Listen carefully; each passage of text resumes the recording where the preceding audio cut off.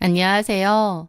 저는 눈에 넣어도 아프지 않을 딸을 키우며 하루하루 굳세게 살고 있는 40대 싱글맘입니다. 지금은 이렇게 웃으며 얘기를 할 수 있지만 제가 이혼한 이야기는 정말 기가 막히고 코가 막힌 막장 드라마 그 자체입니다.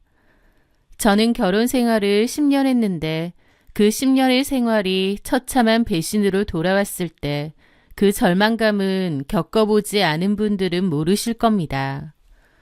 저와 전 남편 이중현은 결혼 후 10년 동안 아이가 생기지 않아 힘든 시간을 보냈습니다. 아이가 생기지 않은 것 자체도 힘들었지만 저를 더 힘들게 만든 건 바로 시아버지 때문이었어요.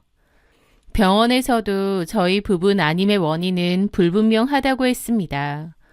둘 다 건강했고 별다른 문제가 없다고 했는데 그럼에도 아이가 안 생겼죠. 분명 이유가 확실하지 않다고 했는데도 시아버지는 모든 것을 제 탓으로 돌리셨습니다. 그래서 만날 때마다 저에게 폭언을 퍼부으시는 거예요. 애도 못 낳는 게 음식 솜씨도 이렇게 없냐? 반창 꼬라지하고는. 맘 같아서는 당장 이혼시키고 싶다. 아니 남의 집대를 다 끊어놓을 작정인 건지. 이래서 여자가 집안에 잘 들어와야 되는 거야. 아버님의 말들은 전부 가슴에 대못으로 박혔습니다. 아버님이 저런 식으로 함부로 말하셨음에도 그래도 제가 꾹 참고 이 결혼 생활을 유지할 수 있었던 건 어머님과 남편 때문이었습니다. 어머님은 그나마도 아버님 대신 늘 저에게 미안해하셨고 또 저에게 나름 잘해주셨어요. 가끔 아버님이 또 저에게 뭐라고 하시려고 하면 어머님이 말리거나 다른 말로 돌리신 적도 많습니다. 물론 그렇다고 엄청 적극적으로 제 편이 되어주신 건 아니지만 그 정도도 저는 너무 감사했죠. 또 남편하고도 사이가 좋았고 부부 사이에는 큰 문제가 없었습니다. 그랬기에 아버님의 폭언에도 이혼까지는 생각하지 않았던 것 같아요. 언젠가는 아이가 우리 부부를 찾아오겠지 조금은 마음을 놓고 또 조금은 포기를 했던 어느 날이었습니다. 너무 간절할 때보다 좀 포기하면 생긴다는 말도 있던데 그 말이 정말인가 봅니다. 결혼하고 10년 만에 포기하고 있던 아이가 찾아왔거든요. 임신 테스트기 2줄이 떴는데 혹시나 해서 남편에게도 말하지 않았습니다. 확실해지면 그때 말하고 싶었거든요. 그래서 혼자서 병원에 가서 확인을 했는데 병원에서 임신 5주차라는 겁니다. 얼마나 기쁘던지 저도 모르게 눈물도 좀 나더라고요. 이 기쁜 소식을 전하기 위해 곧장 시댁으로 향했습니다. 아버님이 그토록 구박했기에 가장 먼저 아버님께 알리고 싶더라고요. 갑자기 어쩐 일이냐는 어머님을 보며 두 분 다 앉아보시라고 했습니다. 그리고 떨리는 손으로 가방에서 초음파 사진을 꺼내 테이블 위에 올려놓았습니다. 어머님, 아버님, 저 임신했어요. 순간 아버님은 돋보기를 급하게 찾아 끼시더니 사진을 뚫어져라 쳐다보셨습니다. 아니 이게 정말이냐? 임신? 네, 오늘 병원 가서 확인하고 오는 길입니다. 어머나 세상에, 어디 보자. 요 조그만한 게 우리 손주라니. 아유, 잘됐다, 잘됐어. 너무 고생 많았다, 아가. 아버님은 초음파 사진을 보고 또 보시더니 덩실덩실 춤이라도 출 기세로 일어나셨습니다. 아이고 드디어 이렇게 임신이 될 걸 그렇게 안달복달 오래도 기다렸네. 잘됐다 잘됐어. 너 오늘 밥 먹고 가라.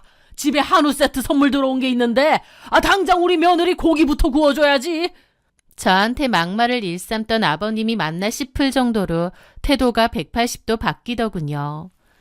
그 뒤로 아버님은 차가운 데 앉지 마라, 담요 덮어라, 잘 챙겨 먹어라 등등 저를 막 챙겨주시는데 좀 울컥하더라고요. 아버님한테 그동안 받았던 서러움이 눈 녹듯 사라지는 것 같았고 때마침 저에게 찾아와준 아이에게도 너무나 고마웠죠. 그날 저녁 남편에게도 임신 소식을 전했는데 남편은 갑자기 임신 소식을 듣자마자 펑펑 눈물을 쏟는 겁니다. 그 모습에 저도 너무 당황했죠. 기뻐할 줄은 알았지만 눈물을 다 쏟다뇨. 남편도 이렇게까지 아이를 기다렸다고 싶어서 저도 눈물이 핑 돌았습니다. 왜냐면 사실 남편은 언젠가부터 그냥 포기하자고 우리끼리 잘 살자고 했었어요. 더 이상 임신 시도를 하지 말자면서요. 남편보다는 제가 더 아이를 갖고 싶었습니다. 저는 원래도 아이를 좋아하고 이왕이면 많이 낳고 싶었거든요. 그런데 하나도 안 생기니 더 안달복달했던 거죠. 그런데 남편은 임신 사실을 알고 펑펑 우는 겁니다. 그 우는 모습에 저도 남편을 꼭 안고 같이 울었습니다. 그렇게 좋은 거야? 너무 좋아서 우는 거지, 당연히. 으이그, 무슨 애도 아니고 이렇게 울어. 근데 나도 눈물 난다. 병원에서 임신 맞다고 하는데 나도 모르게 눈물이 나더라고. 그렇겠지. 자기가 많이 기다렸잖아. 참 잘된 일이네. 그렇게 저희 부부는 한참이나 기쁨의 눈물을 흘렸습니다. 그동안 마음고생한 게 스쳐 지나갔죠. 저는 그토록 간절했던 저를 찾아와준 우리 복덩이 아이가 너무 고마웠습니다.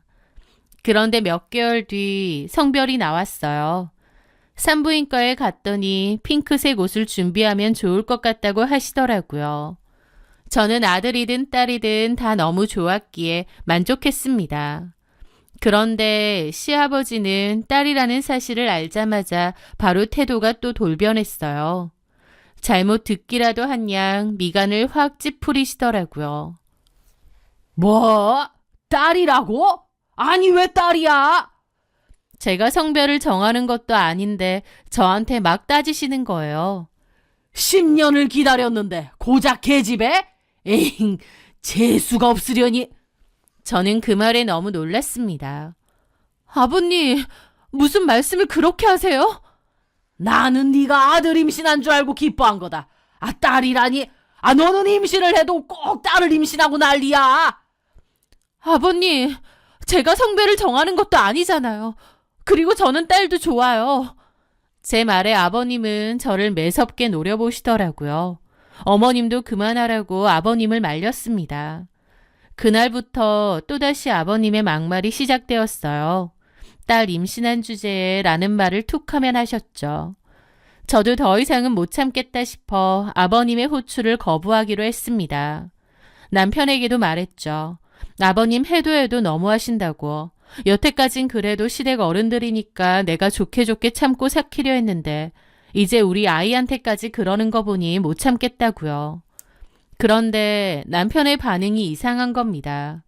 원래라면 저한테 미안해하면서 여태까지 참은 거 안다고 이제 그만해도 된다고 이럴 줄 알았습니다. 그런데 제 말에 귀찮다는 듯 인상을 팍 쓰더군요. 아, 아버지가 옛날 분이라 그런 건데 그런 것도 이해 못해? 당신이 좀 맞춰드리면 되잖아. 아버지는 아들 손주 원했는데 아니니까 실망해서 좀 하시는 소리 가지고 그리고 호출을 거부한다니. 그러면 아버지가 불러도 안 간다는 거야? 이제 우리 아버지가 해준 거야. 받을 거 다 받아놓고 며느리 노릇은 안 하겠다는 거야? 그런 개념 없는 소리가 어딨냐? 나 요즘 가뜩이나 회사 일로도 머리 터지겠는데 집안일까지 신경 쓰게 해야겠어? 그렇게 벌컥 짜증을 내더니 방으로 들어가 버리는 겁니다. 남편의 행동에 너무 벙찌고 황당했죠. 그 일 때문인지 남편은 한동안 저에게 말도 안 걸고 쌩한 겁니다. 제가 얘기 좀 하자고 해도 무시하고요. 남편까지 저러니 저도 너무 어이가 없고 기가 막히더라고요. 그렇게 저는 남편에게 따졌습니다. 나한테 왜 이러는 거야? 더 이상 아버님한테 안 가겠다고 해서 시위하는 거야? 당신 정말 너무한다. 아버님이 나한테 그동안 어떻게 했는지 뻔히 알면서 그나마 나니까 참은 거야. 다른 여자들 같았으면 진작에 이혼 소리 던졌어도 10번은 더 던졌어. 입장 바꿔서 우리 부모님이 당신한테 그런다고 생각해봐. 어떻게 당신이 나한테 이래? 그런데 제 말에 남편이 저를 흘겨보더라고요. 내가 아버지 때문에 이러는 줄 알아? 뭐라고? 그러면 다른 이유가 있다는 말이야? 남편은 기다렸다는 듯 방에 들어가더니 사진을 여러 장 들고 와 식탁 위에 딱 던졌습니다. 그런 남편의 눈빛은 경멸로 가득 차 있었죠. 내가 진짜 화난 이유는 이거야. 네 눈으로 직접 봐. 저는 황당한 기분으로 그 사진을 쳐다봤습니다. 그런데 그 사진은 제가 장민성 씨와 나란히 걷고 있던 모습이었습니다. 그리고 커피를 마시는 사진도 있었고 무엇보다 장민성 씨가 저희 집 아파트 입구에 들어가려는 사진도 있었어요. 장민성 씨는 바로 남편 회사 후배 직원입니다. 남편하고는 꽤 친한 사이였죠. 이 사진이 도대체 뭔지 누가 이런 걸 찍었는지도 모르겠고 이걸 남편이 왜 저한테 따지는지 도저히 영문을 모르겠더라고요. 그 사진이 찍힌 이유는 이랬습니다.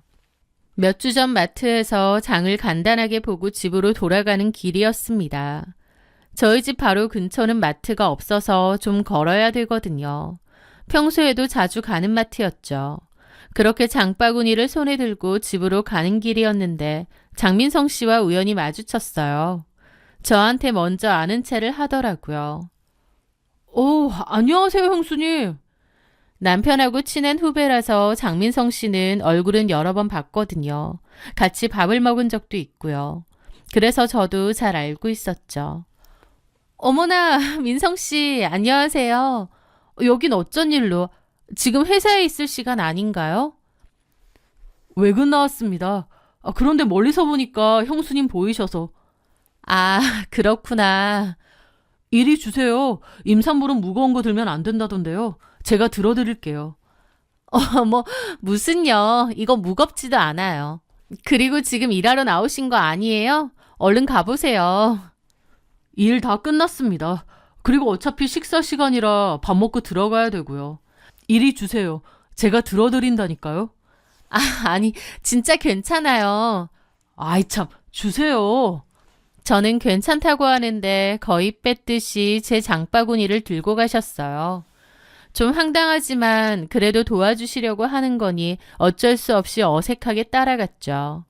그리고 저희 아파트 부근에 왔고 저는 감사하다고 장바구니를 받으려 했습니다. 그런데 장민성 씨가 갑자기 목이 마르다고 하는 거예요. 제 장바구니도 들어주셨으니 제가 집 앞 상가에서 차를 한 잔 테이크아웃해서 드렸습니다. 장민성 씨는 갑자기 자기 얘기를 좀 했고 어쩔 수 없이 카페 앞에 서서 얘기를 좀 들어드렸죠. 어쨌든 그렇게 인사를 하고 다시 가려는데 장민성 씨가 자꾸만 집 근처까지 장바구니를 가져다 주신다는 거예요. 저는 속으로 이 사람 왜 이러나 싶더라고요. 극구 괜찮다고 하는데 그럼 아파트 입구까지만이라도 갖다 준다는 겁니다. 모르는 사람도 아니고 남편의 가장 친한 후배 직원이다 보니 됐다고 단칼에 거절하기가 힘들었어요. 그래서 아파트 입구에 멈춰서서 이제 장바구니를 달라고 했죠. 그분은 그제야 인사를 하고 가시더라고요.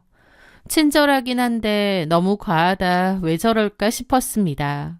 하지만 좋은 마음으로 도와주려 했으려니 저도 좋게 생각하고 말았죠.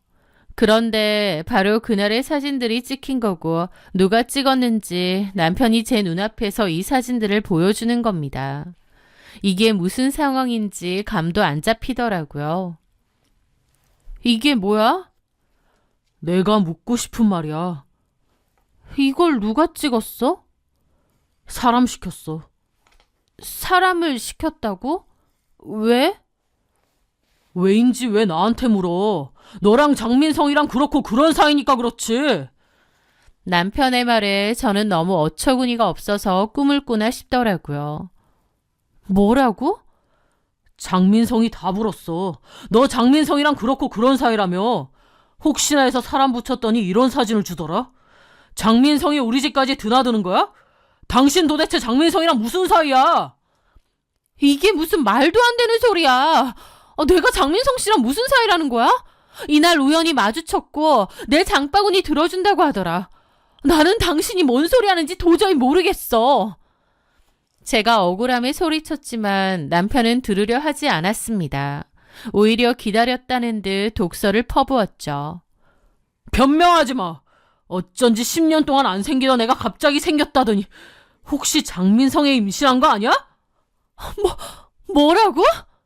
기가 막혔습니다. 이게 무슨 말도 안 되는 소린가 했죠. 장민성은 남편 회사 후배일 뿐이고 그날 정말 우연히 만난 것 뿐이었어요. 그런데 남편은 말도 안 되는 오해를 하면서 저를 몰아세우는 겁니다. 저는 손을 떨며 말했죠. 장민성 씨한테 당장 전화해. 지금 당장. 아니면 오라고 하든지. 남편은 코웃음 치며 전화를 걸더라고요. 스피커폰으로요. 예, 형님. 야, 너 똑바로 말해. 너 내 마누라랑 그렇고 그런 사이 맞지? 네가 실토했잖아. 실토를 했다니? 이게 뭔 소린가 싶더라고요. 그런데 장민성 씨가 말하는 게 더 어이가 없었습니다. 예, 제가 말씀드렸지만 죄송합니다. 저 형수님이랑 그런 사이 맞고요. 제가 다 책임지고 회사도 그만두겠습니다. 저는 입이 떡 벌어졌습니다. 장민성 씨, 지금 무슨 소리 하시는 거예요? 장민성 씨가 저랑 무슨... 형수님, 미안해요. 내가 다 얘기했어요. 뭘 얘기해요? 우리가 뭔 사이인데요? 우리 며칠 전 우연히 길거리에서 본 게 다잖아요. 미안해요. 용서해줘요, 날. 제가 꿈을 꾸나 싶더라고요. 남편은 신경질적으로 핸드폰을 끄더니 방으로 들어가 짐을 쌌습니다. 저는 남편을 붙잡았죠. 이건 말도 안 된다고. 나는 장민성 씨와 아무 사이도 아니라고요. 하지만 남편은 제 만류에도 불구하고 저를 확 뿌리치더니 짐을 싸서 나가버렸습니다. 남편이 집을 나가고 저는 넋이 나갔어요. 저는 장민성 씨와 아무 사이도 아닌데 이게 어떻게 된 일인지 영문을 모르겠더라고요. 며칠 동안 저는 거의 넋이 나가 있었습니다. 남편은 제 전화도 받지 않았죠. 회사에 전화해서 장민성 씨 연락처 알려달랬는데 퇴사를 했다고 하면서 개인 연락처라 못 알려준다는 겁니다. 미치고 팔짝 뛰겠더라고요. 그런데 집으로 누군가 찾아왔습니다. 남편인가 했는데 시아버지더라고요. 시아버지는 들어오자마자 얼굴이 시뻘개져서 삿대질을 했죠. 너 바람 펴서 애 가진 거라며? 네? 이 더러운 년. 이 집 내 아들 집인데 나가려면 네가 나가야지. 왜 내 아들을 쫓아내? 당장 꺼져. 아버님, 이건 말도 안 돼요. 저 그런 짓 한 적 없습니다. 하늘에 맹세코 그런 적 없습니다. 당장 안 꺼져? 쫓아내줄까? 하면서 고함을 치는 겁니다. 아버님이 너무 무섭게 화를 내고 고함을 질렀고 자칫 잘못하다가는 뱃속에 아이까지 위험하겠다 싶더라고요. 그래서 저는 도망치듯 짐을 싸서 나왔습니다. 거기에 계속 있다가 아버님이 뭔 짓을 할지 모르겠더라고요.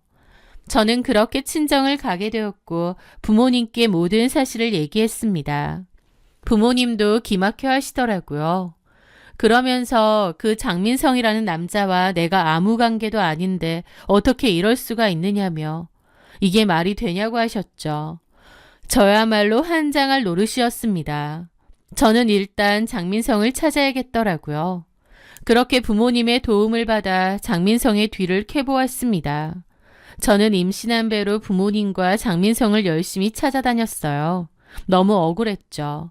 그 와중에 남편은 저에게 이혼소장을 보냈고 정을 생각해서 상간소송은 안 하겠답니다. 다만 재산에는 손댈 생각도 말고 조용히 이혼하고 나가랍니다. 저는 절대 이렇게 이혼은 안 할 거라고 내 억울함을 반드시 풀 거라고 했죠.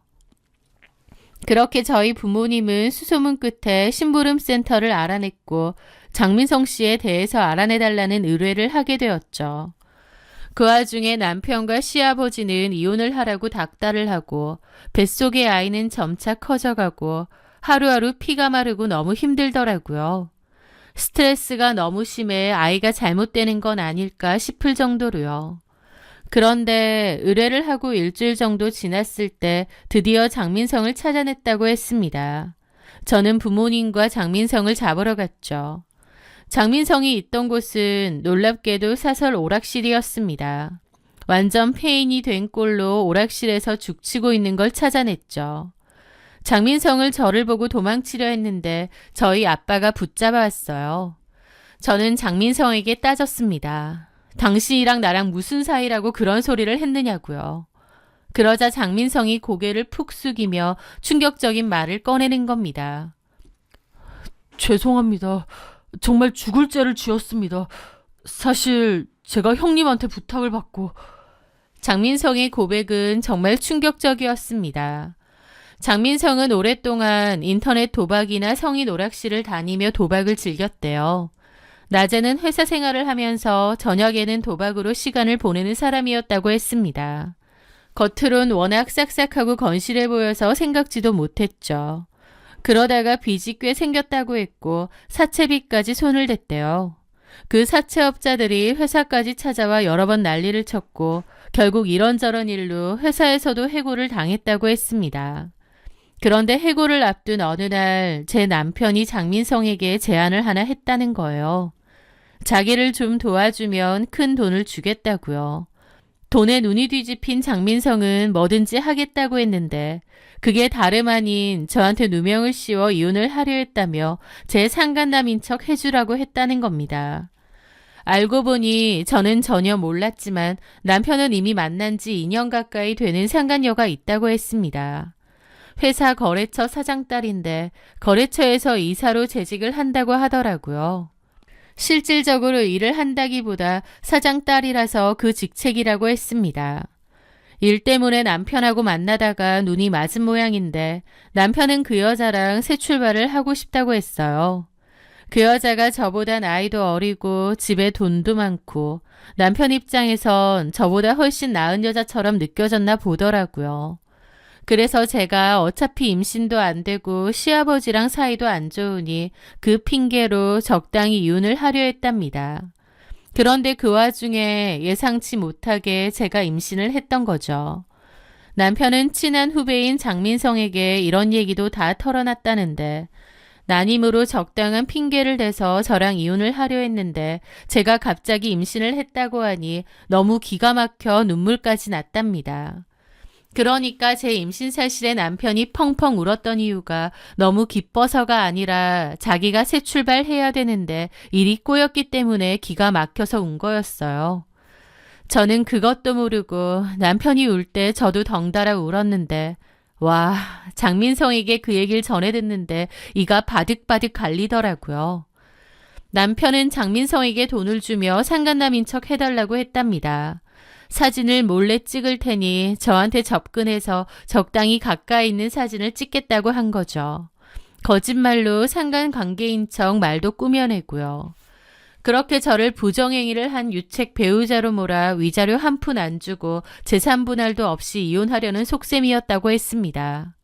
정작 바람을 핀 건 남편이지만요. 그렇게 하고 장민성은 회사를 그만뒀고 남편에게 일정의 돈을 받았답니다. 그런데 남편이 약속했던 돈을 다 안 주고 반만 줬다는 거예요. 그리고 연락 끊고요. 그래서 장민성도 좀 악에 받쳐 있었는데 마침 제가 찾아오니 다 불어버린 거죠. 장민성은 저에게 정말 미안하다며 돈 때문에 어쩔 수 없었다고 하는데 바람핀 주제에 오히려 저한테 덮어씌우고 이혼하려 한 남편이나 돈만 주면 아무 일이나 다 하려고 한 장민성이나 진짜 똑같은 쓰레기들이더라고요. 저는 머리끝까지 피가 거꾸로 솟구쳤습니다. 배신감을 넘어선 사리가 느껴질 정도였죠. 저희 부모님도 경악을 금치 못하고요. 저는 장민성에게 양심 선언한 거 녹음할 거고 필요하면 법정에서 증언도 해달라고 했습니다. 장민성도 결국 알겠다고 했죠. 남편은 아무것도 모른 채 그 와중에도 계속 저에게 이혼해달라고 요구를 했습니다. 저는 남편놈에게 제가 할 수 있는 가장 확실하고 처절한 복수를 하기로 했습니다. 저는 그 후 장민성에게 남편에게서 돈을 입금받은 내역과 사주를 받은 것과 관련된 문자 내용까지 모두 확보했습니다. 자백 녹음 파일도 확보하고요. 이것은 단순한 이혼 소송이 아니라 멀쩡한 아내를 누명을 씌워 매장하려 했던 범죄를 증명할 결정적 무기였죠. 저는 변호사를 선임해 이혼 소송과 상간녀 위자료 청구 소송을 동시에 준비했습니다. 그러면서 남편에게는 아무것도 모르는 척 문자를 보냈어요. 그래, 당신 말대로 이혼해 줄게. 대신 임신 중이라 몸도 힘들고 정리할 시간이 필요하니 한 달만 기다려줘. 남편은 제가 드디어 이혼을 결심했다고 생각했는지 신이 나서 상간녀와 대놓고 만난 것 같았습니다. 저는 심부름 센터를 통해 남편이 상간녀와 만나는 증거들을 다 확보했죠. 남편 놈은 그때까지 저와 이혼하고 그 상간녀와 새 출발할 수 있을 거라 기대했을 겁니다. 그 상간녀네가 집이 탄탄하다고 하니 더욱 그랬겠죠. 하지만 남편 놈이 원하는 그런 일은 절대 없을 거라고 이를 갈았습니다. 드디어 약속한 한 달 뒤 저는 남편 회사 감사팀 앞으로 두툼한 서류 봉투를 보냈습니다. 발신인은 법무법인이었죠. 남편이 부하 직원에게 돈을 주고 아내를 불륜녀로 조작하려 한 증거와 그리고 거래처 이사와의 부적절한 관계를 증명하는 자료들이었습니다. 단순 불륜이 아니라 후배 직원을 매수해 이런 일을 저질렀으니 회사 입장에선 단순한 사생활 문제가 아니었을 겁니다. 남편의 회사는 뒤집어진 모양이고 사내 게시판과 블라인드 앱도 그 일로 몽땅 뒤집어진 모양이었죠. 제 남편은 와이프 내쫓으려고 후배 매수해서 자작극 벌이고 뒤로는 거래처 이사랑 바람을 피우고 있던 천하의 파렴치한 인간으로 난리가 났으니까요.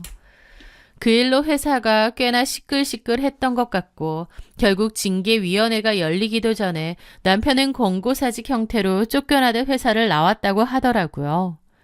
상간녀 역시도 아버지 회사에서 이사 타이틀을 달고 있었지만 실상은 놀고 먹는 무늬만 임원이라고 했습니다.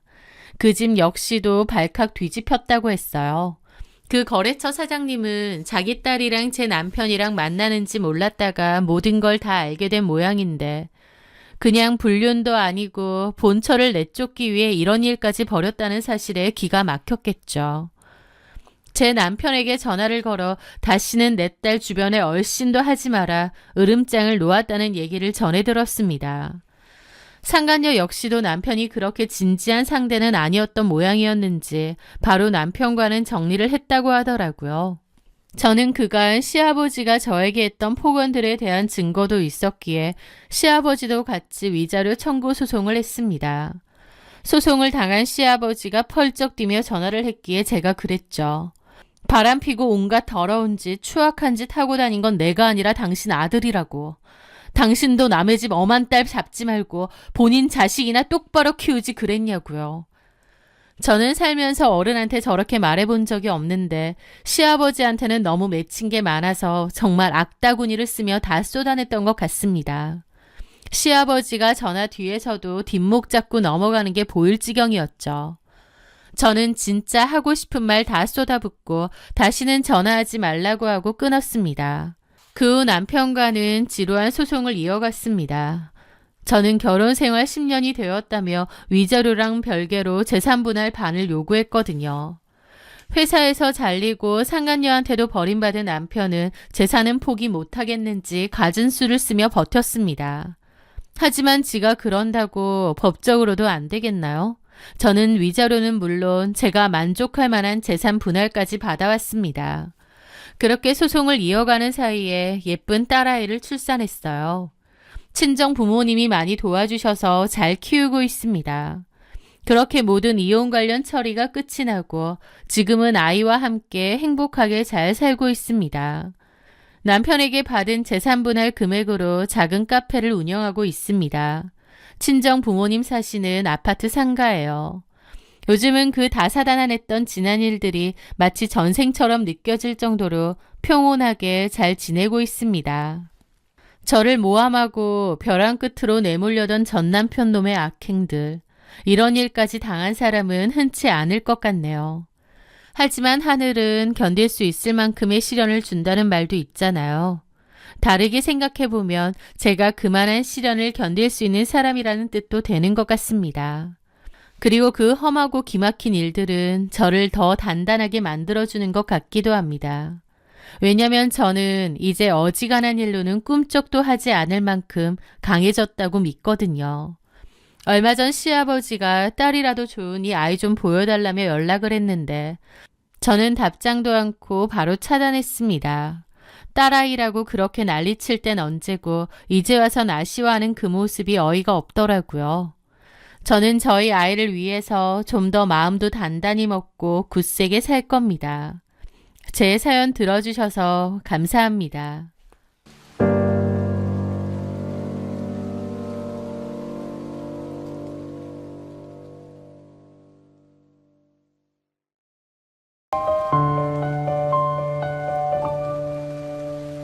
안녕하세요. 저는 뉴질랜드에서 살다가 10년 전에 한국으로 들어온 여자입니다. 저는 뉴질랜드에서 태어나고 줄곧 살아왔던 교포인데 한국에서 메이크업을 배우기 위해 10년 전 한국으로 혼자 왔었습니다. 원래 계획은 한국에서 메이크업 아카데미를 다니고 다시 뉴질랜드로 돌아갈 생각이었어요. 그런데 한국에서 아카데미 졸업 후 평소 존경하던 메이크업 아티스트 분이 계시는 샵에서 일할 기회가 생겼습니다. 그래서 거기서 일을 하면서 전문 메이크업 아티스트의 과정을 밟아 나갔습니다. 너무 좋아하는 일이지만 또 사람 상대하는 일이다 보니 힘들고 지칠 때도 많았어요. 그러다 번아웃이 왔고 조금 쉴까 혹은 뉴질랜드로 돌아갈까 이런저런 고민을 할 때였습니다. 그렇게 고민을 하던 저는 그맘때 지인의 결혼식에 참석하게 되었습니다. 그런데 그곳에서 그 남자를 처음 만나게 되었어요. 이름은 이현준이었는데 하객들 사이에서도 단연 눈에 띄는 사람이었습니다. 큰 키에 세련된 수트핏, 단정하면서 카리스마 있는 느낌이었죠. 알고 보니 그는 청담동의 꽤 유명한 파인다이닝 레스토랑의 오너 셰프라고 했습니다. 처음에는 그냥 지인의 친구다 보니 가볍게 인사만 했어요. 그분 하는 일이 뭔지 듣고 저도 제 명함을 건넸죠. 하는 일이 아예 달랐기에 서로 신기하다고 생각했던 것 같아요. 그런데 그 남자는 저에게 첫눈에 반했다며 개인적으로 연락이 왔고 적극적으로 구애를 하더군요. 매일 샵 앞으로 최고급 세단을 끌고 데리러 왔고 제 생일엔 호텔 스위트룸을 빌려 프로포즈도 했죠. 당시 번아웃이 오고 일에 지쳐 있었던 저에게 프로포즈를 하는 그 남자는 꼭 구원자 같았습니다. 소희 씨, 요즘 일하는 거 고민 많잖아요. 나랑 결혼해서 일은 쉬면서 천천히 생각해봐요. 나 결혼하면 소희 씨 행복하게 해줄 자신 있거든요. 그 달콤한 말에 속아 만난 지 5개월 만에 결혼식을 올렸습니다. 너무 성급했던 결혼이기도 했죠. 워낙 잘나 보이는 남편의 겉모습 덕분인지 주변에서도 부러운 눈빛이 많았어요. 저는 남편의 말대로 결혼과 동시에 다니던 샵은 바로 그만두었습니다. 결혼할 때만 해도 저는 제가 세상에서 제일 행복한 여자인 줄 알았습니다. 너무 순진하게도 아침마다 향긋한 커피향과 함께 남편이 만들어준 브런치를 먹으며 잠에서 깨는 그런 영화 같은 삶이 펼쳐질 줄 알았으니까요. 하지만 결혼 생활의 실체는 맛없는 음식을 화려한 플레이팅으로 감춘 쇼윈도 그 자체였습니다. 남편이 저에게 준 건 행복이 아니라 차디찬 소외와 멸시뿐이었거든요. 저는 지금도 그 남자가 왜 저랑 굳이 결혼을 했는지 모르겠습니다. 왜냐면 그 남자는 정말 결혼과는 어울리지 않는 남자였거든요. 지금 돌이켜보면 본인 이미지에 결혼이라는 걸 하는 게 더 득이 될 것 같아서 한 것 같기도 합니다. 결혼하고 얼마 지나지 않아 남편의 젠틀했던 가면은 산산조각 났습니다. 남편은 저를 무시하고 밖으로 나돌기 시작했거든요. 레스토랑 마감이 늦는다는 핑계로 새벽 2, 3시에 들어오는 건 예사였고 이번 시즌 신메뉴 개발이 안 풀린다느니 식자재 수급 때문에 지방에 내려가야 한다느니 갖가지 핑계로 외박을 하는 날이 일주일의 절반도 넘었습니다. 처음에는 정말 남편이 너무 바빠서 일에 대한 열정이 너무 커서 그런 줄만 알았습니다. 갓 결혼한 신혼부부가 일주일 내내 저녁밥 한 끼를 같이 못 먹는다는 게 말이 안 되잖아요. 그래서 전화를 하거나 레스토랑을 찾아간 적도 종종 있는데 그럴 때마다 돌아오는 건 심장을 후벼 파는 차가운 폭언뿐이었습니다. 바쁘다는데 왜 자꾸 전화해? 혹시 나 의심해? 의심하는 게 아니라 너 그렇게 안 받는데 사람을 왜 이렇게 숨 막히게 해? 너 때문에 내가 요즘 얼마나 스트레스 받는지 아느냐고. 외국에서 살다 왔다길래 좀 프리하고 쿨한 줄 알았는데. 너 어디 무슨 조선시대 살다 왔니? 왜 이렇게 사람을 옥죄는 거야? 그는 마치 제가 큰 죄라도 지은 사람처럼 몰아세웠습니다. 무슨 말을 그렇게 해? 나 그냥저냥 식당 운영하는 사람 아니고 최고급 다이닝 레스토랑 운영하는 사람이야. 나 같은 요리사한테는 요리는 예술이고 나 그만큼 일할 땐 예민하다고. 제발 부탁인데 내 루틴 방해하지 말고 좀 있어주면 안 될까? 나 당신 때문에 요즘 너무 힘들거든. 결혼한 거 후회까지 돼. 남편의 혀는 칼보다 날카로웠습니다. 외박과 폭언을 일삼으면서도 그 모든 것을 예술적 고뇌로 포장하며 저를 가스라이팅했죠. 하지만 분명 남편에게선 낯선 여자의 향수 냄새가 나기도 하고 의심스러운 부분이 한두 개가 아니었습니다. 그럴 때마다 오히려 저를 몰아세우며 비즈니스 하다 보면 룸에서 술 마실 수도 있지 촌스럽게 왜 이러냐며 한국에선 이런 거 자연스러운 거라면서 저보고도 적응하라고 했습니다. 한국 문화를 잘 몰랐던 저는 내가 잘 몰랐구나, 저런 걸 용인해줘야 되는 거구나 라는 어리석은 생각도 했던 것 같아요. 마음 한구석엔 뭔가 이건 아닌데 싶으면서도 참고 그렇게 지나왔습니다. 남편의 레스토랑은 정말 잘 됐고 그 기세로 새로운 레스토랑도 런칭을 했습니다. 남편은 여전히 잘 나갔고 예약 잡기도 어려운 핫한 맛집이었죠. 남들은 저를 잘 나가는 레스토랑의 스타 셰프 사모님이라고 생각했겠지만 사실상 언젠가부턴가 저는 남편과 그 어떤 정서적 교류도 없었습니다. 결혼은 했고 부부로 살지만 마치 따로 사는 것 같을 정도로요. 이혼을 자주 생각하기도 했지만 또 이혼을 결정할 만한 핵심적인 일은 없었습니다. 그래도 저도 마치 관성처럼 그냥 저냥 살았던 것 같아요. 그렇게 무려 6년을 살았으니까요. 아니다 싶으면 그만뒀어야 했는데 저도 어느샌가 그렇게 사는 게 익숙해졌던 것 같기도 해요. 하지만 그맘때 저도 다시 일을 해야 될 것 같았습니다. 저도 일을 하면 남편과의 부딪힘도 좀 줄어들겠거니 했거든요. 그런데 일을 손에서 놓은 지 꽤 되었기에 저를 불러주는 곳이 많지 않더라고요. 그래서 여기저기 알아보다가 예전에 같이 아카데미를 다녔던 동기가 운영하는 샵으로 취업을 하게 되었습니다. 그 친구는 그 사이에 샵을 열어 원장이 된 걸 보니 부럽기도 하고 나도 너무 안일했구나, 너무 남편만 바라보고 살았구나 후회가 되기도 하더라고요. 그래서 이제라도 열심히 다시 해봐야겠다 마음을 먹었죠. 그러면서 거기서 일을 하다가 이젠 전문 아티스트가 된 혜지도 다시 만났습니다. 혜지는 전에 일했던 샵에서 제 밑에서 근무했던 메이크업 아티스트였는데요. 싹싹하고 귀여운 성격이라 그때 당시에도 저랑 잘 지냈었죠. 혜지는 저 결혼 후에 집에도 몇 번 놀러 왔는데 저희 집이 너무 좋다며 자기도 나중에 이렇게 살고 싶다는 말을 종종 했었어요. 저는 그런 혜지에게 쪽팔려서 남편과는 거의 남남처럼 산다는 말까진 못하고 그냥 쓴웃음만 지었던 기억이 나네요. 어쨌든 다시 일을 시작하게 되면서 혜지랑도 잘 지냈습니다. 그런데 어느 날부터인가 혜지의 분위기가 바뀌기 시작했습니다. 샵에서 같이 일하다 보니 받는 돈이야 뻔한데 월급으로 감당이 되나 싶을 정도로 고가의 제품을 많이 사기 시작하더라고요.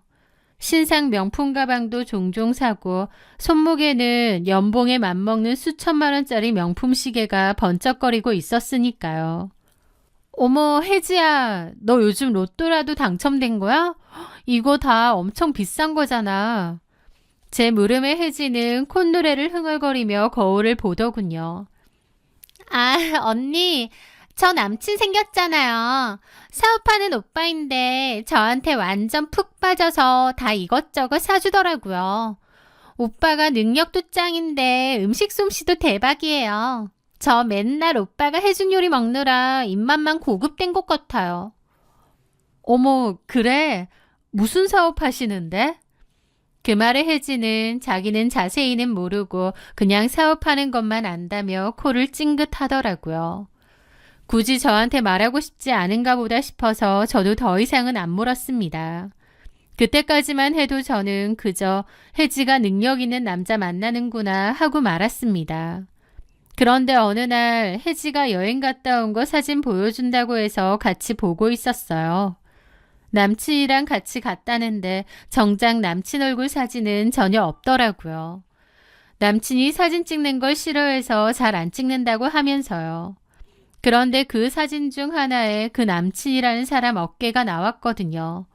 얼굴은 안 나오고 어깨만 나왔는데 희한하게도 그 옷이 너무 낯이 익은 겁니다. 왜냐면 저희 남편이 자주 입는 옷이었기 때문이죠.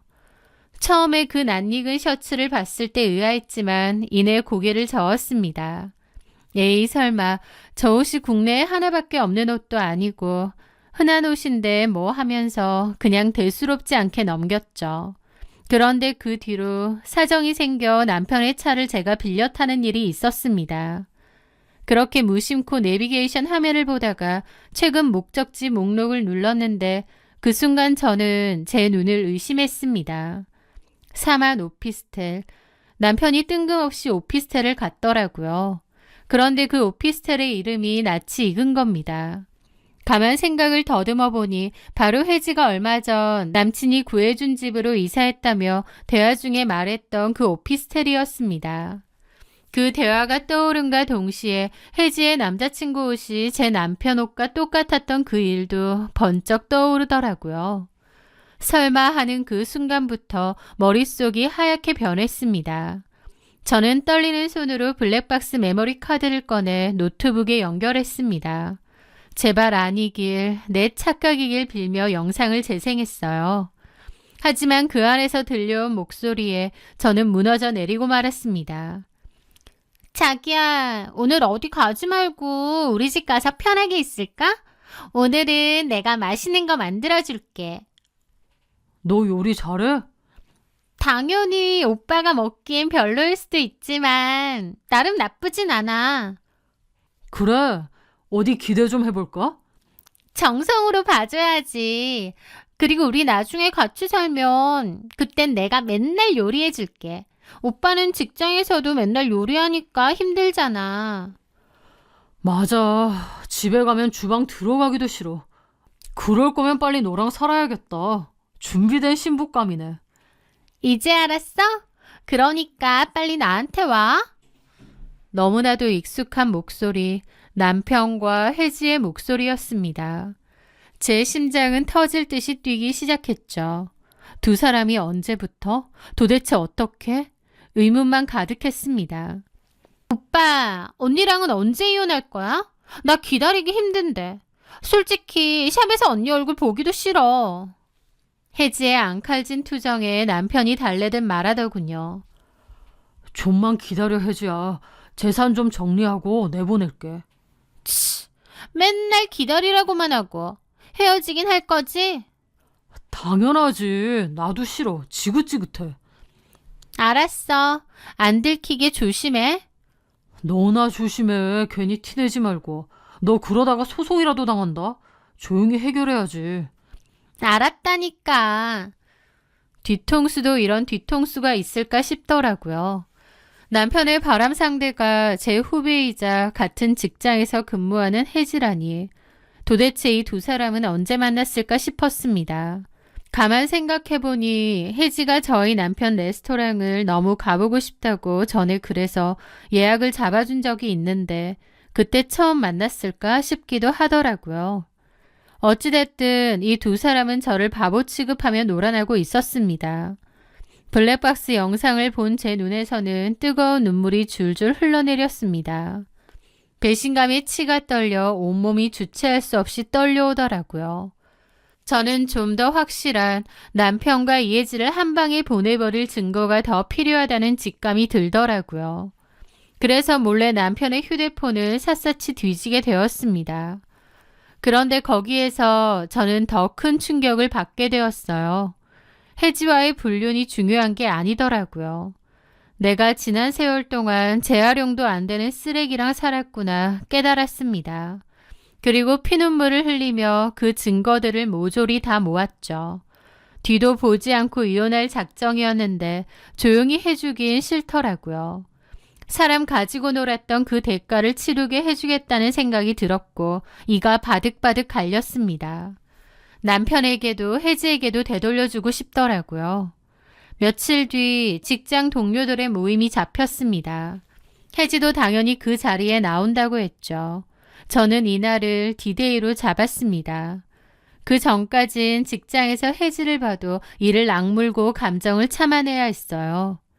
모임 장소를 잡아야 했는데 저는 일부러 남편 레스토랑에서 만나자고 했습니다. 남편은 예약 밀려 있는데 갑자기 예약 잡느냐며 툴툴거리긴 했지만 그래도 자리를 빼주더라고요. 저를 위해서가 아니라 다른 사람 평판을 엄청 중요하게 생각하거든요. 와이프를 위해 예약 자리를 빼주는 사랑꾼 남편 코스프레를 하려고 그러는 거였죠. 어쨌든 제 입장에선 잘된 일이었습니다. 그렇게 선후배들과 다 같이 저희 남편 레스토랑에 모였습니다. 선후배들도 다 제 덕분에 여기 와본다면서 고맙다고 하더라고요. 남편도 저희 테이블에 와주셔서 감사하다느니 저희 와이프 잘 부탁한다느니 온갖 가식을 떨면서 사랑꾼 남편인 척을 제대로 했죠. 저는 그 지랄을 떨고 있을 때 혜지를 쳐다봤습니다. 이혜지는 심사가 꼬이는지 쳐다도 안 보고 와인만 마시고 있더라고요. 하여튼 그렇게 남편이 돌아갔는데 혜지는 보란듯이 남편이 사준 목걸이를 만지작거리며 도발을 시전하는 겁니다. 언니, 이 목걸이 예쁘죠? 이번에 남친이 출장 갔다 와서 선물해 준 건데. 저희 남편은 최근에 외국으로 사업 관련 출장을 갔거든요. 저를 일부러 떠보듯이 저러는데 너무 얄밉더라고요. 저는 이 악물고 웃으며 모른 척 했습니다. 예쁘다. 잘 어울려. 그러지 말고 남친 여기로 부르는 게 어때? 우리도 소개 좀 시켜줘. 제 말에 옆에 있던 다른 선후배들도 맞다면서 궁금하니까 부르라고 하더라고요. 소희는 묘한 표정을 지으며 어깨를 으쓱했죠. 글쎄요.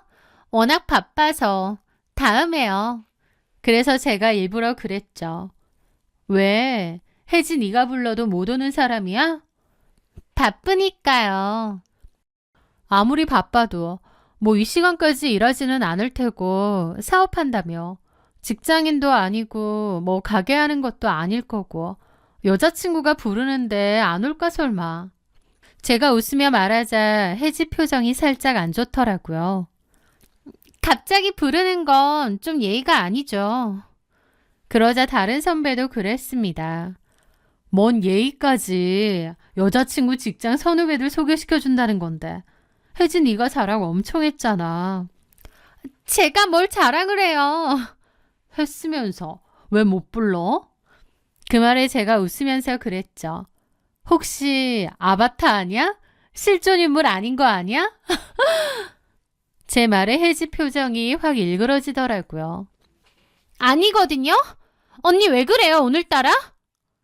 아니 남친 자랑은 엄청 해대는데 못 부른다고 하니까. 아니면 혹시 유부남인 거 아니야? 그 말에 혜지 눈이 휘둥그레지고 다른 선후배들도 좀 놀라더라고요. 제 말이 좀 심했다 싶은 표정이었죠. 농담이야. 뭘 그렇게 놀라. 놀라니까 더 이상하다. 진짜 유부남인 거 아니지? 언니, 오늘 저한테 왜 그러세요? 분위기가 안 좋아지자 다른 선후배들도 말리더라고요. 소희야, 왜 그래? 너답지 않게. 혜지한테 그런 말은 심했다. 그랬나요? 내가 너무 심하게 말했지. 혜지가 유부남이나 만나는 그런 골빈 깡통일 리가 없는데. 그쵸? 제 말에 이혜지 표정이 아주 가관이더라고요. 너 왜 그래? 남친이 돈 많다고 자랑은 엄청 해대는데 남자친구를 정작 보여준 적은 없고 뭔가 숨기는 것 같고 그래서 혹시나 해서요. 혜지 네가 네 입으로 말해봐. 아니지 유부남. 그 말에 이혜지가 거의 저를 잡아먹을 듯이 노려보더라고요. 그런데 차마 아니라고는 못하는 겁니다. 그렇겠죠. 제 남편 만나고 있으니까요. 어머, 얘 말 못하네. 말해봐. 입 없어? 소희야, 그만해. 왜 그래? 궁금하지 않아요? 왜? 얘 말을 못해. 유부남 만나는 거 아니냐고 하면 기분 나빠서 그런 거 아니라고 해야지. 어머, 얘 진짜 유부남 만나는 거 맞나 봐. 제 말에 선후배들이 다 혜지를 쳐다보는데 혜지는 아무 말도 못하고 얼굴만 시뻘개지더라고요. 그러더니 저 일어날게요 그만. 그래서 제가 혜지에게 다가가 팔을 잡고 확 앉혔습니다. 어딜 맘대로 일어나. 이거 안 나요? 저는 혜지 얼굴에 물을 확 끼얹었습니다. 거기 레스토랑에 있는 사람들 다 경악을 했죠. 미쳤어요? 네 입으로 말하기 쪽팔린가 보지? 유부남 만난다는 거? 너 내 남편 만나고 있잖아. 저기 이현준 셰프 말이야.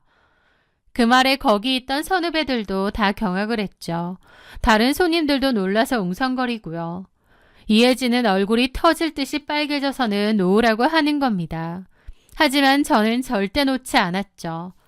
아니면 아니라고 말해봐. 나 유부남 만나는 그런 년 아니에요. 친한 선배 언니 남편 뺏는 그런 정신 나간 년 아니에요. 네 입으로 어디 말해보라고. 이혜진은 저를 확 밀치더라고요. 저는 그 바람에 뒤로 넘어졌고 다른 선배가 잡아주면서 따졌습니다. 야, 이혜지, 너 소희 말 진짜야? 이거 완전 미친년이네. 소희야, 너네 남편하고 이혜지랑 바람 펴? 네. 뭐 이런 년이 다 있어? 소희가 너한테 얼마나 잘해주고 많이 가르쳐줬는데 뭐 이런? 이혜진은 어쩔 줄 몰라 하더라고요. 네가 이렇게 공경당하고 있는데 내 남편이랑 놈은 주방에서 나오지도 않네. 저런 인간이야 저 인간이. 너 맨날 내 남편한테 이혼 언제 하냐고 했지? 이혼해줄게. 해줄 테니까 너 가져. 근데 있잖아. 내가 재미있는 거 하나 알려줄까? 저는 가방에서 카톡 캡처해서 인쇄한 사진들을 이혜지 앞에 뿌렸습니다. 이현준이 너랑만 바람피는 것 같지? 아니야. 너는 한 3번쯤 되려나? 그 말에 이혜지 눈이 휘둥그레지더라고요. 네, 저는 남편의 핸드폰을 뒤져보다가 알아냈습니다. 남편은 양다리, 아니 문어다리를 걸치고 있더라고요. 남편의 카톡에는 남편과 연락하는 무수히 많은 여자들이 있었거든요. 레스토랑 손님도 많았고 따로 만남 어플하면서 만난 여자들도 많았습니다. 그 여자들에게도 이혜지한테 하듯이 이혼할 거다, 결혼하자 어쩌고 개수작을 부렸더라고요. 선물도 똑같은 거 하고요. 그런데 더 웃긴 건요. 남편 핸드폰 뒤지다가 알게 된 건데 이혜지와 다른 여자들에게 고가의 선물을 했는데 다 똑같은 선물을 했고 심지어 진품도 아니더라고요. 가품을 여러 개 사서 다 똑같이 선물을 했던 겁니다. 진짜 부지런하게 바람을 폈구나 싶더라고요. 그 사진들을 본 이혜지의 표정이 아주 가관이었습니다. 저 밀어내고 와이프 자리 꿰차고 싶었을 텐데 사실 본인은 수많은 내연녀 중 하나에 불과했으니까요. 이혜진은 손을 부들부들 떨더니 갑자기 남편의 주방으로 향했습니다. 거기 있는 직원들이 말리는데도 나오라고 소리 지르더라고요. 잠시 후 주방에 숨어있던 남편이 나와서 밖에서 얘기하자고 했고 이혜진은 거기다 대고 남편 싸다기를 날렸습니다. 야, 이 개새끼야! 이혼하고 온다며! 나밖에 없다며! 이 여자들은 또 뭐야? 얼굴을 맞은 남편은 어디다가 소리 지르고 뺨을 때리냐며 고함을 지르면서 이혜지랑 싸우더라고요. 아주 가관이다 싶었죠. 거기 있는 손님들도 다 놀라고 아주 개판이었습니다. 이성을 잃은 혜지는 남편의 머리채를 휘어잡고 미친 듯이 흔들기 시작했습니다. 그런데 여러분, 사실 아무도 모르는 남편의 비밀이 하나 있거든요. 남편은 탈모가 심해서 앞머리에 거금을 들여 모발 이식을 했었습니다. 그런데 이혜지가 그 소중한 머리카락을 한 움큼씩 뽑아버렸죠. 앞머리채가 뜯길 뻔하자 남편은 이 미친년이 어딜 잡느냐며 이해지를 떠밀었고 아주 개싸움이 일어났습니다. 손님들은 휴대폰을 꺼내 찍느라 바쁘고 직원들은 말리느라 진땀을 다 흘렸죠. 그 추잡하고 우스꽝스러운 꼴을 보는데 저 혼자 속 끓이며 힘들어했던 지난날의 체증이 쑥 내려가는 기분까지 들었습니다. 다음 날 저는 남편에게 이혼소장을 던졌습니다. 저는 이해지를 포함한 그 수많은 상간녀들에게도 싹 다 고소를 하고 위자료를 청구했습니다. 이해지는 당연히 동료 선후배들의 손가락질을 받으며 샵도 쫓기듯 그만두었습니다. 그리고 남편과 바람을 핀 여자들 중에는 남편이 유부남인지 몰랐다는 소리를 하며 남편을 역으로 고소하는 여자도 있었죠. 정말 난장판을 겪으며 저는 시끄러운 이혼을 해야 했습니다. 남편은 그 일이 소문나 잘 나가던 레스토랑도 임시 휴업을 걸었죠. 아주 개망신 제대로 당했을 겁니다. 6년의 결혼 생활, 남들이 볼 때 저는 화려한 신데렐라였겠지만 사실 그 집은 화려한 감옥이나 다름없었습니다. 남편은 저를 아내로 두고 끊임없이 바람을 피우며 저를 기만했으니까요. 용기를 못 냈는데 이제는 그 화려한 감옥의 문을 박차고 제 발로 걸어 나온 기분입니다. 상간녀가 많아서 위자료를 많이 받게 되었다는 게 참 우픈 일이더라고요. 저는 그 샵에 계속 다니며 열심히 일하고 있습니다. 전에는 뭔가 맹목적으로 일을 해서인지 번아웃도 빨리 오고 힘들기도 했는데 이제는 오히려 너무 감사하고 행복하게 열심히 일하고 있어요. 이 일에 대해서 욕심도 나고 더 노력해서 발전해야겠다는 생각도 많이 들고요. 힘든 시간이었지만 저도 배워가는 게 많다고 생각합니다. 제 긴 이야기 들어주셔서 감사합니다.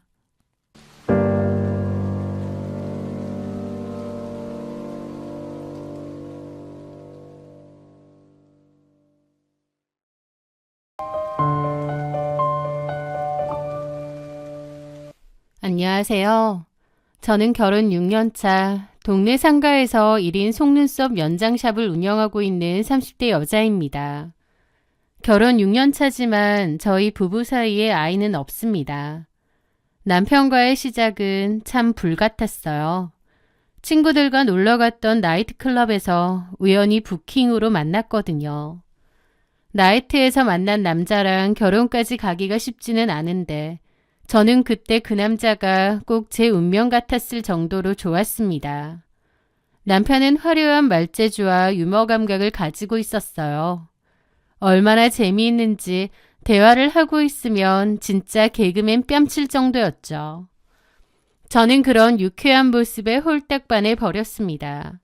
남편도 저를 너무 좋아했고요. 그렇게 불같은 연애를 하던 중에 덜컥 아이가 들어섰습니다.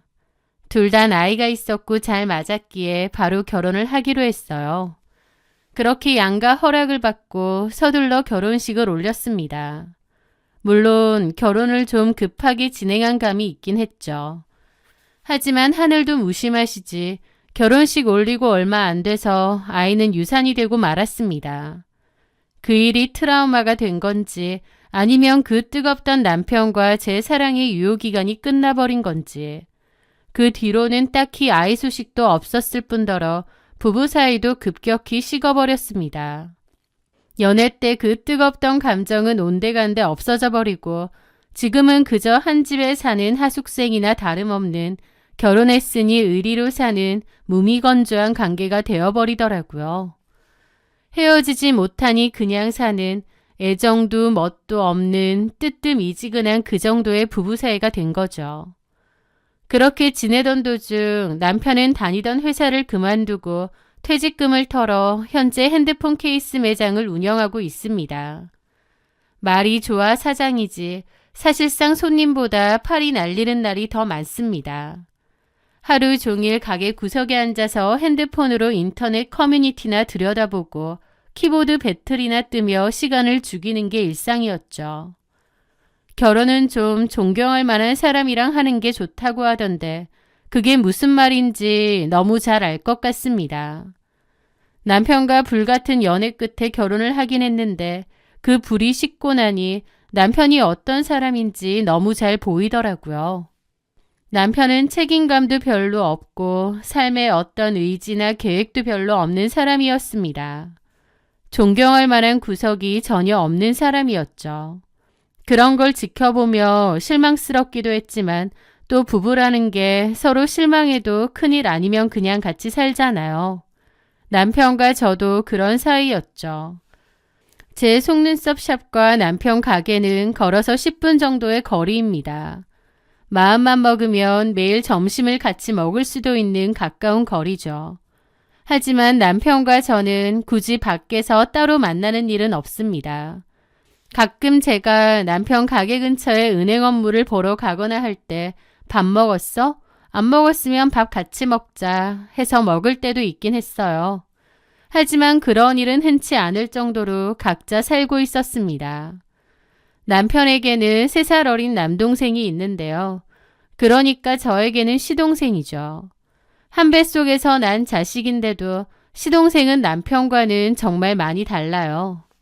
공부도 그저 그랬고 지방 전문대를 나온 남편과 달리 시동생은 어릴 때부터 공부를 꽤 잘했다고 하더라고요.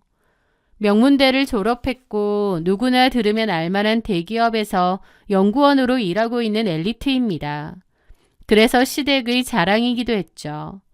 그러다 보니 남편은 동생에게 묘한 자격지심과 열등감이 좀 있었던 것 같기도 하더라고요. 명절에 모여서 동생의 연봉이나 성과급 이야기를 들으면 씁쓸하게 술만 들이키곤 했으니까요.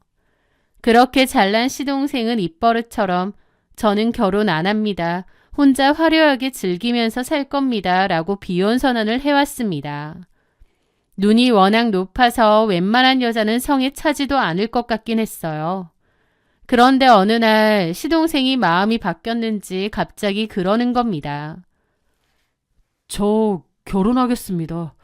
인사드릴 여자친구 데려오겠습니다. 평생 혼자 살겠다던 독신주의자가 갑자기 결혼이라니? 도대체 어떤 대단한 여자길래 그 콧대 높은 시동생을 사로잡았나 싶어 온 가족이 깜짝 놀랐습니다. 그리고 며칠 뒤 시동생이 데려온 예비 신부를 보고 우리는 입을 다물지 못했습니다. 안녕하세요. 김보라라고 해요. 처음 뵙겠습니다. 머리부터 발끝까지 명품으로 휘감은 부티난 스타일에 잡티 하나 없이 깨끗한 피부, 연예인 뺨치는 외모. 알고 보니 팔로워가 10만 명이 넘는 유명 뷰티 인플루언서라고 하더군요. 게다가 타고 온 차도 고가의 외제차고요. 시어머니는 입이 귀에 걸리셨고 저도 속으로 와, 역시 잘난 사람은 끼리끼리 만나는구나. 시동생이 능력이 좋네 싶었습니다. 시동생과 잘 어울리는 한 쌍이었기에 진심으로 축하해 주었죠. 하지만 제 남편의 반응은 좀 달랐습니다. 축하보다는 질투와 욕망이 뒤섞인 눈빛으로 동서를 훑어보더군요. 그리고 나중에 집에 갈 때 그러는 겁니다. 상훈이 쟤는 진짜 복도 많네. 저런 여자랑 살면 무슨 기분일까? 부럽다. 저 들으라는 듯 부럽네 어쩌네 하는데 좀 기분 나쁘더라고요. 한마디 할까 하다가 괜히 싸움이 될 것 같아서 그만뒀습니다. 남편은 그날 이후로 툭하면 시동생 부부를 입에 올리며 자신의 처지를 비관하거나 저와 동서를 비교하며 깎아내리기 일쑤였어요. 지는 그럼 시동생만큼 잘났나요? 저도 입이 없어서 참는 건 아닌데 툭하면 비교질이더라고요. 저랑 동서를 비교할 때마다 너무 기분이 나쁘고 저도 똑같이 비아냥거려줄까 하다가 말았습니다. 어찌됐든 그렇게 시동생과 동서는 결혼을 했어요. 결혼 후에도 여전히 화려하게 잘 살더군요. 저도 한 번씩 동서의 SNS에 들어가기도 했는데요. 매일같이 협찬 사진에 화려하고 즐겁게 인생을 사는 것 같은 사진들이 올라왔습니다.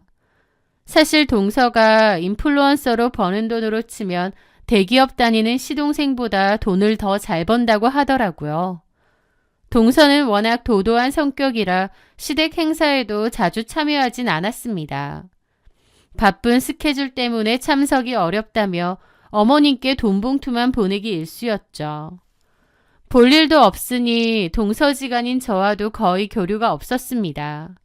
명절 때나 잠깐 얼굴 보고 형식적인 인사나 대화를 가볍게 나누는 게 전부였으니까요. 그러던 어느 평범한 평일 오후였습니다. 오랜만에 남편과 점심이나 먹을까 싶어 남편 가게 쪽으로 걸어가고 있었습니다. 남편의 휴대폰 케이스 가게는 골목 안쪽에 있어서 평소엔 한산한데 그날따라 가게 앞에 번쩍거리는 최고급 외제차 한 대가 서 있더군요. 저거 동서차 아닌가? 싶어서 의아해하며 다가가는데 잠시 후 남편 가게에서 누군가 나오더니 차를 타는 거예요. 동서였죠. 동서가 남편 가게에 왜 왔지? 너무 궁금하더라고요. 남편과 동서는 전혀 친한 사이가 아닙니다. 시댁에서도 남편과 동서가 대화를 하는 일은 거의 없죠. 게다가 일적으로든 뭐든 볼 일도 없을 거고요. 그런데 동서가 남편의 가게에 왜 왔을까 너무 이상하더라고요. 제가 미처 아는 채 하기도 전에 동서는 부랴부랴 차를 타고 떠났습니다. 저는 찜찜한 마음을 안고 가게 문을 열었죠. 여보, 나왔어. 그러자 카운터에 앉아있던 남편이 화들짝 놀라더라고요. 얼굴은 상기되어 있었고 눈동자는 흔들리고 있었고요. 당신이 웬일이야 여기? 뭘 웬일이야. 같이 밥이나 먹을 거 해서 왔지. 평소엔 오지도 않으면서. 오면 안 돼? 그건 아닌데. 근데 방금 나간 사람 동서 아냐? 여기 왜 왔대? 제 질문에 남편은 순간 당황한 기색을 보이더니 이내 과장된 몸짓으로 손사래를 쳤습니다. 아, 봤어. 그냥 우리 가게 홍보 도와준다고. 에? 이 가게 홍보를 도와준다고? 동서가? 왜? 뭘 왜야? 가족끼리 서로 돕고 사는 거지. 인플루언서잖아, 잘 나가는. 당신이 뭐 홍보비라도 준다는 거야? 무슨 홍보비야, 가족끼리. 그냥 해준대. 그래서 그거 얘기하러 잠깐 온 거야. 하지만 이해가 안 되더라고요. 가족끼리 돈독하고 친한 사이도 아니고 굳이 동서가 저희 남편 가게를 홍보해 줄 이유가 없어 보였습니다. 그렇다고 따로 홍보비를 받는 것도 아니고요. 제가 계속 의아해하니 남편은 발끈해서 뭐라고 하더라고요. 그렇다면 그런 줄 알지. 왜 사람을 의심하고 꼬치꼬치 캐물어? 당신 형사야? 그게 아니라 됐고, 밥 먹으러 왔으면 밥이나 먹으러 가자고. 남편은 제 등을 떠밀며 황급히 가게 밖으로 나갔습니다. 밥을 먹는 내내 남편은 제 눈을 피하며 밥만 퍼먹었고 다리를 달달 떠는 게 영 불안해 보였죠. 뭔가를 저에게 속이는 것처럼요. 좀 이상하긴 했지만 더 물어봤자 싸움만 날 것 같아 입을 다물었습니다. 하지만 그 찝찝하고 불길한 예감은 가시질 않았죠. 그 뒤로 정말로 동서의 인스타그램에 제 남편 휴대폰 케이스 가게를 홍보하는 게시물이 떡하니 올라온 겁니다. 평소 5성급 호텔 애프터눈 티세트나 명품 언박싱 사진만 올리던 동서였는데 조명도 칙칙하고 촌스러운 동네 휴대폰 케이스 가게 홍보글이 올라오다니요. 우리 아주버님 가게 방문. 케이스 너무 힙하고 예뻐요. 샵 가족사랑, 샵 폰케이스 맛집, 샵 협찬 아님. 셀카 속 동서의 표정은 웃고 있었지만 묘하게 경직되어 보였고 댓글창에는 팔로워들이 의아한 반응이 많았죠. 언니, 여기 언니 스타일 아니지 않아요? 해킹 당하신 줄 알았어요. 크크.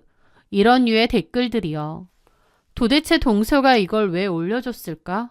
아무리 생각해도 납득이 안 되더라고요. 제가 듣기로는 동서 정도의 인플루언서면 게시글 하나 올리는데도 몇백 줘야 된다고 들었거든요.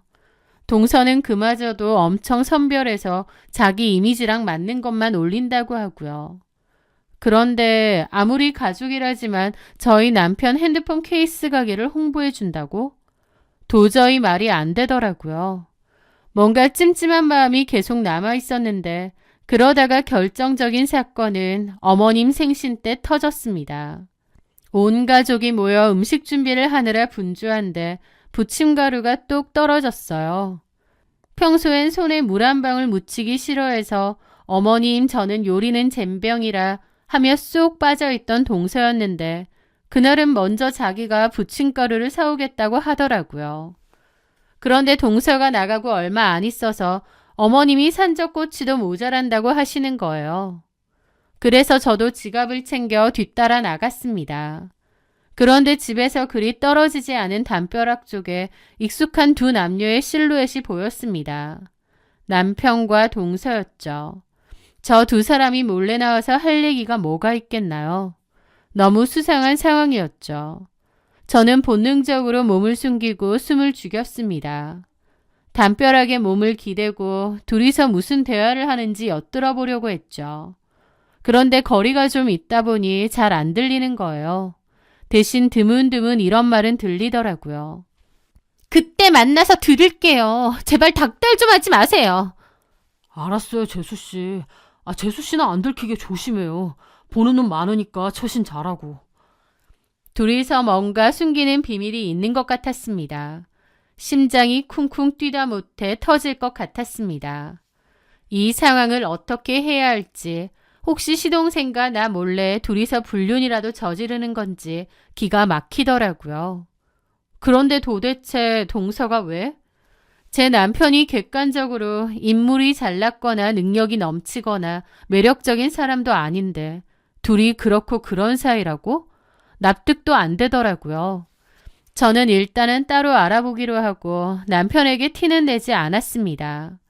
그리고 그날 밤 뜬 눈으로 밤을 새우다 남편이 코를 골며 잠든 틈을 타 몰래 그의 휴대폰을 뒤졌습니다. 판도라의 상자를 여는 심정이었죠.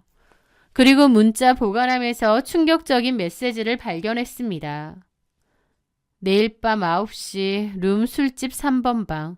늦지 마. 늦으면 알지? 남편이 동서에게 보낸 문자였습니다. 프라이빗 룸으로 된 술집에서 그것도 밤 9시에 은밀하게 만나자는 약속. 이건 빼도 박도 못하는 불륜의 증거라고 확신했죠. 다음 날 밤 저는 떨리는 손으로 시동생에게 전화를 걸었습니다. 도련님, 놀라지 말고 들으세요. 지금 당장 제가 보내드리는 주소에 술집으로 오셔야겠어요. 저희 남편이랑 동서가 거기 같이 있거든요. 네? 형수님, 그게 무슨 소리예요? 영문을 모른 시동생에게 대략 있었던 일을 알려주었습니다. 시동생도 경악을 하면서 제가 알려준 주소로 달려왔습니다. 시동생의 얼굴은 흑빛이었죠. 형수님, 설마 우리 보라가 형이랑 바람이라도 폈다는 겁니까? 말도 안 되잖아요. 뭔가 오해가 있겠죠. 나도 정확히 몰라요. 분명한 건 그 두 사람이 지금 만나고 있다는 거예요. 어떻게 된 건지 들어가서 확인해봐요. 우리는 종업원의 제지를 뿌리치고 3번 방으로 직행했습니다. 문 손잡이를 잡은 제 손은 땀으로 흥건했죠. 둘이서 어쩌고 있을지 심장이 막 떨리더라고요.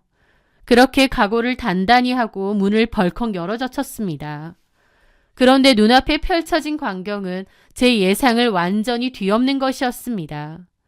남편은 소파에 거만하게 다리를 꼬고 앉아있고 그 천하의 도도한 동서가 남편 앞에 무릎을 꿇고 있는 거예요.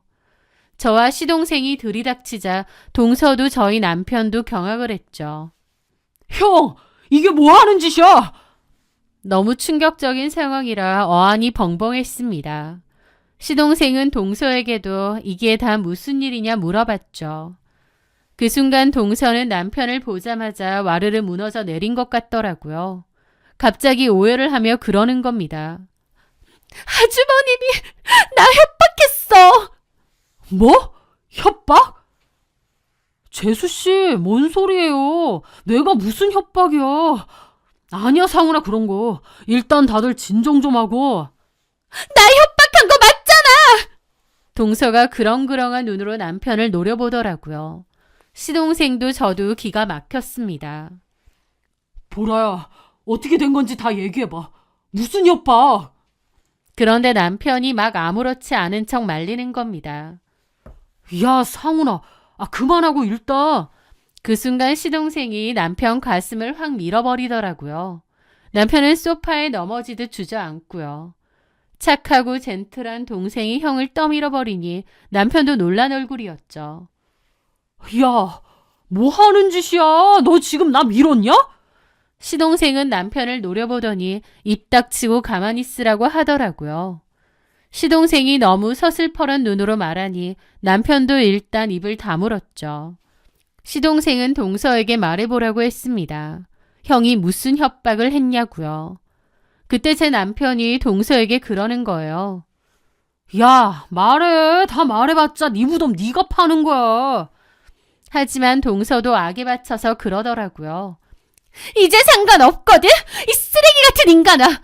내가 저런 인간한테 휘둘린 거 생각하며! 뭐가 어째? 동서는 남편을 원망하듯 노려보았습니다. 저희 남편더러 쓰레기 같은 인간이라니 도대체 둘 사이에 무슨 일이 있었나 싶더라고요. 시동생이 둘을 말리며 다시 물었습니다. 얘기해봐. 우리 형이 뭘 협박했는데. 실은 동서는 시동생 눈치를 보며 말하더라고요. 당신 형이 내 가구 다 폭로하겠다고 그리고 인터넷에 뿌려서 매장해버리겠다고 협박했어. 기가 막혔죠. 혹시 두 사람이 불륜 사이인가 의심했는데 이건 차원이 다른 범죄였습니다. 사건의 전말은 실로 충격적이고 역겨웠죠. 알고 보니 저희 남편은 평소 동서의 화려한 삶과 연예인 같은 외모에 비틀린 욕망을 품고 있었던 것 같더라고요. 그래서 몰래 동서의 SNS를 염탐하고 뒷조사까지 직접 했던 겁니다. 사실 남편에게는 남들이 모르는 음습하고 의문스러운 취미가 있었는데요. 바로 뒷조사였습니다. 예전부터 인터넷 커뮤니티에서 누군가와 시비가 붙으면 며칠 밤을 새워서라도 그 사람의 신상을 털어내고야 마는 집요하고 찌질한 키보드 워리어 기질이 있었거든요. 전에도 한번 커뮤니티에서 누구랑 의견이 안 맞아서 싸움이 붙었나 봐요. 인터넷상에서 있었던 일이니 털고 지나가면 될 텐데 남편은 약이 올랐는지 의도적으로 그 사람 신상을 털었던 것 같더라고요. 악착같이요. 그러다가 그 사람이 알게 되고 그 일로 고소를 당하네 말에 한 적이 있습니다. 겨우 돈 주고 합의를 했었죠. 저는 그 사실을 알고 남편에게 너무 실망하고 기가 막혀 그 정성이면 흥신소나 차리지 그러냐고 비아냥거렸던 적이 있습니다. 남편은 다른 사람 뒤를 캐는 데는 아주 지능적이었는데 그걸로 정말 동서의 뒤를 캐본 모양이에요. 그렇게 남편의 집요한 추적 끝에 드러난 동서의 과거는 지금의 우아한 모습과는 상상도 할 수 없을 정도로 달랐습니다. 동서는 20대 초반 호스트바에 빠져 걷잡을 수 없는 빚더미에 앉게 되었던 모양이더라고요. 낮에는 대학생이었지만 저녁에는 호스트바에 단골로 다니던 죽순이었던 거죠. 그러면서 빚이 생겼고 그 빚을 갚기 위해 동서 본인도 유흥업소에서 접대부 생활을 했던 모양이었습니다. 그러다가 당시 호스트랑 동거까지 하게 되었는데 그 과정에서 임신도 하고 수술도 몇 차례 했다더군요. 학교도 중퇴하고요. 평범한 여대생이었다가 밑바닥 인생으로 추락하게 된 거죠. 그런데 그 후에 정신을 차린 건지 그 호스트와 헤어지고 얼굴도 싹 뜯어고친 모양이었습니다. 이름까지 개명하고요. 마음먹고 과거를 완전 지워버린 거죠. 그 후에 예쁜 외모로 SNS 인플루언서로 성공을 했고 지금의 시동생을 만나 결혼까지 한 거였습니다. 그런데 남편은 그런 동서의 과거를 어떻게 찾아낸 건지 다 캐내게 된 모양이에요. 털어서 먼지 안 나오는 사람은 없다지만 남편 입장에서 동서의 먼지는 꽤나 큰 것이었겠죠. 남편은 이 치명적인 약점을 쥐고 동서를 협박했다고 하더군요. 동생에게 알릴 수도 있고 아니면 인터넷에 인플루언서의 실체라고 해서 올릴 수도 있다고요. 얼굴이 알려진 인플루언서였던 동서는 마지못해 저희 남편에게 돈을 주거나 요구사항을 들어준 모양이었습니다. 어쩐지 그래서 뜬금없이 남편의 가게도 홍보해줬던 모양이었죠. 그 과정에서 남편은 동서를 조종하는 재미에 빠졌던 것 같습니다. 그런데 남편의 욕망은 거기서 멈추지 않았습니다. 급기야는 넘어서는 안 될 선을 넘고 말았던 거죠. 재수씨, 예전에 남자들 비위도 잘 맞췄다면서. 그럼 내 애인 노릇도 좀 해줘. 남편은 동서에게 만남을 강요하며 협박을 했다고 했고, 동서는 지금의 가정과 지위를 지키고 싶어서 남편에게 끌려다녔던 것이었죠. 모든 사실을 듣게 된 시동생은 이성을 잃고 짐승처럼 울부짖었습니다. 형이 사람이냐? 어떻게 이럴 수가 있어? 네가 인간이야? 이 쓰레기만도 못한 새끼야! 시동생은 배신감에 치를 떨며 남편에게 주먹을 날렸고 루마는 순식간에 아수라장이 되었습니다. 남편은 코피를 흘리면서도 비열하게 소리쳤습니다. 이 여자 과거가 얼마나 더러운 줄 알아? 내가 너 구해주려고 그런 거라고! 닥쳐! 그 입 닥치라고! 형제간의 난투극을 말리던 저 역시 남편의 뺨을 후려갈겼습니다. 더러운 인간아! 네가 내 남편이라는 게 소름 끼치고 역겨워. 넌 구제불능이야. 저는 그 길로 뒤도 안 돌아보고 룸을 뛰쳐나왔습니다. 그 후로 저는 곧장 변호사를 선임하고 이혼 소송을 진행했습니다. 남의 뒤나 캐고 다니다가 이제는 가족인 재수 씨를 상대로 협박과 성추행을 일삼는 파렴치한 인간이라니. 저런 인간하고 결혼을 했다는 게 너무 끔찍할 정도였습니다. 그 법원에서도 남편의 죄질이 매우 나쁘다며 저의 위자료 청구를 받아들였고 저는 남편의 재산 절반을 가압류하며 철저하게 응징했습니다. 남편은 그 와중에 정신 못 차리고 동서의 과거를 인터넷에 올리려고 시도한 모양인데 그 전에 동서가 알게 되어 막았다고 하더라고요. 더불어 변호사를 선임해서 협박죄로 남편을 고소한 모양이었죠. 동서도 더 이상 저희 남편에게 끌려다니지 않겠다고 마음먹은 모양이에요. 하지만 시동생 부부의 결말 또한 끝이었습니다. 동서도 아주버님에게 너무 시달려 지긋지긋했을 거고 시동생 역시 동서의 과거를 알고 정이 떨어진 모양이더라고요. 시동생이 먼저 동서에게 이혼 통보를 했다고 하고 동서도 바로 받아들였다고 하더라고요. 남편과 시동생 형제 사이도 원수지간이 돼서 다시는 안 보고 산다고 들었고요. 한때는 가족이었던 우리는 그렇게 남보다 못한 원수 사이가 되어 고소 파티를 열다가 뿔뿔이 흩어졌습니다. 무능력하고 찌질해 보였던 내 남편. 차라리 그냥 무능력하고 찌질한 게 낫죠. 이런 범죄까지 저지를 줄이야. 가족을 먹잇감으로 삼는 악마 같은 본성을 숨기고 있었다 생각하니 기가 막힙니다. 사람 속은 열길 물속보다 깊다더니 정말 알다가도 모르겠어요. 저는 남편과의 결혼 생활을 미련 없이 정리했습니다. 원래도 큰 애정이 없었는데 그 일을 기점으로 완전 정리가 된 거죠. 그렇게 깨끗이 갈라선 후 현재는 가게 운영하면서 그럭저럭 잘 지내고 있습니다. 이제 제 일에만 집중하며 평범하지만 거짓없는 제 일상을 되찾으려 노력 중입니다. 부디 제 남은 인생에는 저런 가면을 쓴 사람들이 다시는 나타나지 않기를 바랄 뿐이에요. 제 사연 들어주셔서 감사합니다.